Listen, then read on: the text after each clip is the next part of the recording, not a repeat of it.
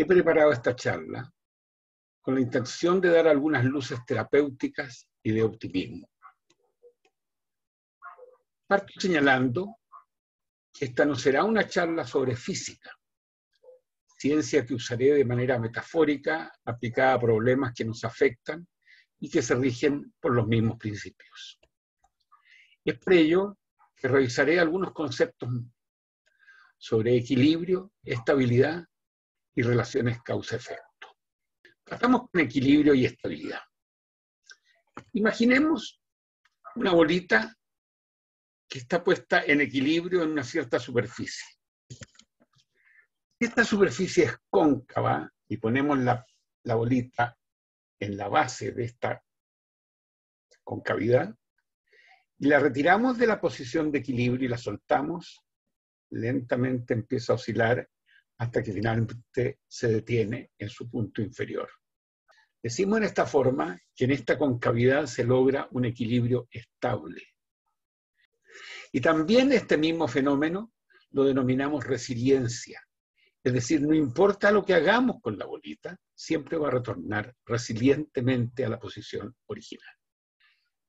Si por otro lado tenemos una superficie plana y ponemos nuestra bolita en esta superficie plana y la tomamos y la desplazamos arbitrariamente un punto más allá, se va a quedar detenida en ese punto. Es decir, estamos hablando de un equilibrio indiferente. Le da lo mismo donde pongamos la bolita y ahí se queda.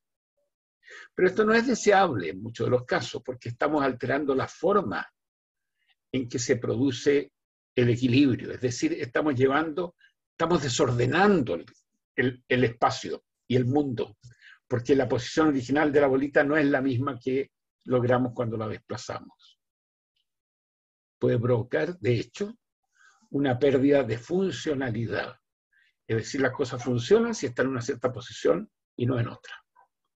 Y por último, si ahora nuestra superficie es convexa y ponemos la bolita en el punto superior y logramos que se equilibre ahí, cuando la corremos un poquitito, derrapa sobre esta superficie. Y estamos hablando de un equilibrio inestable, lo que se suele asociar al fenómeno de vulnerabilidad.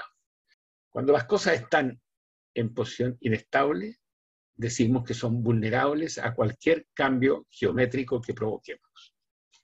Eso en cuanto a equilibrio y estabilidad. Ahora revisemos rápidamente el concepto causa-efecto. Un elemento material, por ejemplo, un edificio, un vehículo, una roca, cualquier cosa que es un ente material, o un ente inmaterial, como es una familia, una empresa, un país, etc., están sometidos a causas externas, los desestabilizan. Esos son los efectos que se producen en ellos. Hay otros efectos, desde luego, que están involucrados en el concepto global de efecto. Pero lo que estamos estudiando es el fenómeno de medir el efecto debido a una cierta causa, entre las cuales la pérdida de estabilidad, que es el tema sobre el cual quiero hablar hoy día, es una de las más importantes y de mayor preocupación. Para saber cuáles son los efectos que produce una determinada causa, identificamos ciertos conceptos fundamentales que constituyen lo que llamamos relaciones propias del elemento, características constitutivas. Son algo así como la huella digital del elemento que estamos sometiendo a ciertas agresiones, llamémoslas, a ciertas causas que van a provocar efecto. Algunos de estos parámetros que definen esta huella digital o relación constitutiva son, por ejemplo, en el caso de cuerpos materiales, su elasticidad o su resistencia. Si tenemos una varilla de acero y otra idéntica en forma, pero de madera, y tratamos de estirar, vamos a provocar una cierta deformación en la varilla de acero, a lo mejor imperceptible a nuestra vista, salvo que la estiremos con un elemento que sea capaz de imprimir una fuerza importante. Y si es de madera, es otro, y si es de plástico, es otro. Entonces decimos que la elasticidad de esos tres materiales que he mencionado es diferente, y es el parámetro que define el desplazamiento o la deformación que va a tener este cuerpo. Si por otro lado aplicamos una carga, por ejemplo, de 500 kilos, la varilla de acero va a resistir, si la varilla de madera se puede romper y otra varilla más débil se podrá alargar en la medida que sea más plástica. Las deformaciones y las resistencias definen esta huella digital del material. En el caso de los seres humanos, podemos hacer lo propio y decir que sus características de elasticidad y resistencia están medidas a través de un parámetro que lo podemos denominar fortaleza emocional.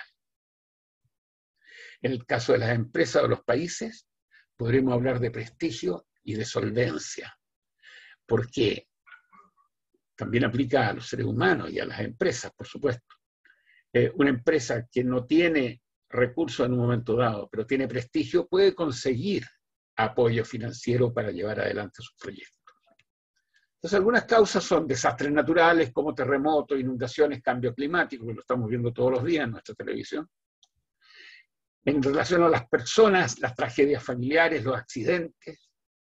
En cuanto a las empresas, los riesgos mal calculados, el desprestigio, políticas incorrectas. En cuanto a los países en general, ya estamos hablando de guerras, proliferación de armas en la población civil, terrorismo, delincuencia, armas nucleares, posibilidad de usarlas, contrabando, narcotráfico y populismo. Esto lo vemos muy seguido en nuestro continente. Aquí aparece un término que también me importa recalcar como concepto, que es el término de estrés, que es normalmente mal empleado en el lenguaje corriente. Mucha gente dice que está enfermo, que tiene estrés. El estrés no es una enfermedad, es una causa que provoca una enfermedad. Y vamos a hablar de eso en un segundo.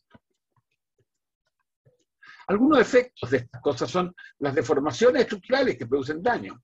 Ya vimos lo que pasó en Miami hace un poco tiempo atrás, con una pérdida de estabilidad de un edificio de 12 pisos. Fatiga de material, que es uno de los fenómenos que provoca el estrés y que nos provoca también como material a los seres humanos cuando estamos fatigados, colapsados. También es producto de cargas repetidas, por ejemplo, una pasarela que tiene pasadas sucesivas de gente, miles de pasadas por semana, millones por año, y el material va acumulando esfuerzos. Cuando tenemos un choque con el vehículo y se abolla un tapabarro, que lo mandamos a desabollar. Pero hay que provocar un fenómeno de alivio de tensiones, es decir, se le somete a un baño térmico que lo dilata y luego se enfría lentamente para que esas tensiones residuales que quedaron producto de la deformación puedan ser recuperadas. En el caso de los seres humanos ya hablé del colapso emocional, la postración y la muerte, indudablemente, como término final de la vida. En el caso de las empresas, el colapso económico.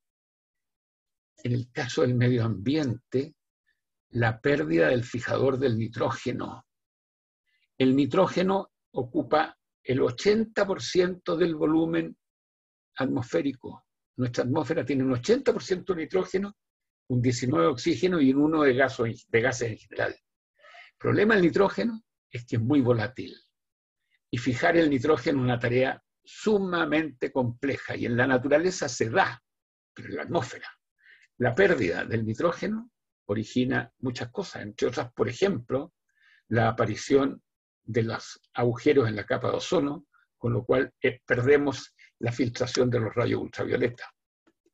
En un individuo, la pérdida de estabilidad emocional ataca a las personas que son vulnerables a él, ya sea porque tienen depresión, porque tienen ansiedad o porque han sido sometidos a estrés.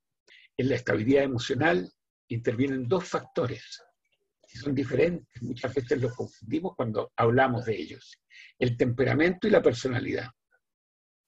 Son diferentes porque el temperamento ha sido heredado desde que nacimos, en cambio la personalidad la vamos formando con un mix entre el temperamento que traíamos puesto y el medio ambiente que nos modela.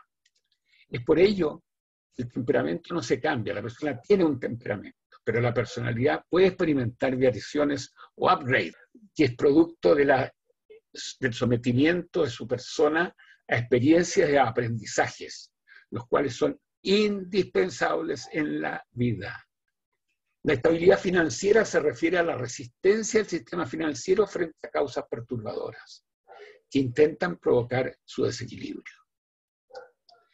Atendiendo a la naturaleza de cada caso, se requerirá el concurso de un especialista que pueda identificar la causa y que pueda determinar la estrategia curativa correspondiente. La experiencia acumulada se superpone al conocimiento y a la inteligencia, y es muchas veces ignorada o despreciada. Como dije, hay que tener cuidado con esta situación, porque muchas veces proviene de la arrogancia o de la inmadurez. El especialista, volviendo al tema, debe nutrirse con datos de la víctima. Llamemos víctima al sujeto, al bien, al elemento que está sometido a esta condición, a este agente perturbador. Debe intentar estabilizarlo y componer la así llamada huella digital. Alcanzado ese equilibrio estable, podremos lograr que el elemento entre en armonía, que recupere su salud mental, que haya tranquilidad y que haya optimismo. Como podrán apreciar, esta charla está dirigida a ustedes, estimados seguidores, pero también incluye a los animales, que son víctimas indefensas de la agresión humana, lo que les provoca una severa alteración emocional. Manos a la obra, a poner todo lo que está en nosotros para lograr crear una estructura estable en nuestra forma de ser, en nuestra forma de vida, en nuestras instituciones, en nuestras actividades comerciales o profesionales. Muchas gracias.